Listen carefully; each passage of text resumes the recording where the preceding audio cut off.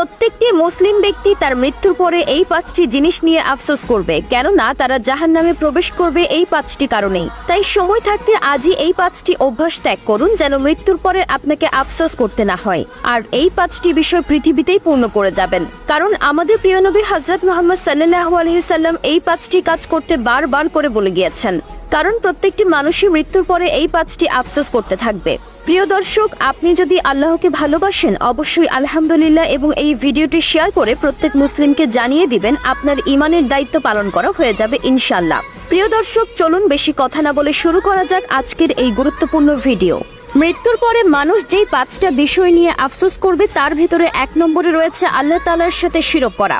শিরককারীরা আফসোস করবে আর বলবে, আমি যদি আমার রবের সাথে কাউকে শরীক না করতাম তাহলে আজ আমার এই হাল হতো না। প্রিয় নবী হযরত মুহাম্মদ সাল্লাল্লাহু আলাইহি সাল্লাম বলেছেন, আল্লাহ যাকে ইচ্ছে তাকে ক্ষমা করে দিবেন এবং যে কোনো অজুহাতে তার বান্দাদের মাফ করে দিবেন, কিন্তু শিরককারীকে কখনোই ক্ষমা করবেন না। তাই শিরক করা থেকে বিরত থাকবেন এবং অন্যকেও শিরক করার ভয়াবহতা সম্পর্কে জানাবেন।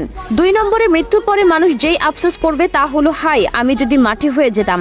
3 নম্বরে মৃত্যুর পরে মানুষ যেই আফসোস করবে তা হলো, আপনি যদি জাহান্নামী হয়ে থাকেন এবং কবরের আযাব থেকে ক্ষমা না পান তাহলে কবরের আযাব আপনার জন্য এতটাই কষ্টকর হবে যে আপনি আফসোস করতে থাকবেন এবং বলতে থাকবেন, আমি যদি মাটি হয়ে মাটিতে মিশে যেতাম তাহলে আমার কষ্ট হতো না।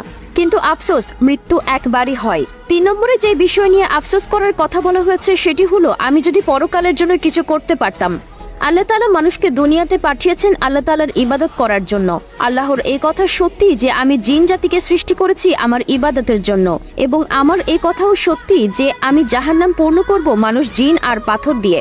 আল্লাহ তাআলা আমাদের সকলকে জাহান্নাম থেকে রক্ষা করুক। আল্লাহ তাআলার পথে চলার চেষ্টা করবেন এবং তার ইবাদত করবেন এবং পরকালের জন্য সঞ্চয় করবেন। 4 নম্বরে মৃত্যুর পরে মানুষ যেই বিষয় নিয়ে আফসোস করবে তা হলো তার আমলনামা নিয়ে। রাসূলুল্লাহ সাল্লাল্লাহু আলাইহি সাল্লাম বলেছেন, নেককার মানুষকে তার আমলনামা ডান হাতে দেওয়া হবে আর জাহান্নামী ব্যক্তিদের আমলনামা পেছন দিক থেকে বাম হাতে দেওয়া হবে। তখন মানুষ আফসোস করবে নিজের আমলনামা দেখে এবং তার আমলনামায় তার যাবতীয় জীবনের কর্মগুলো উল্লেখ করা হবে, যা তার জন্য জাহান্নাম হওয়ার কারণ হবে। 5 নম্বর এবং সর্বশেষ যে বিষয় নিয়ে আফসোস করবে সেটি হচ্ছে মৃত ব্যক্তি আর বলবে, আমি যদি তাকে বন্ধু না বানাতাম।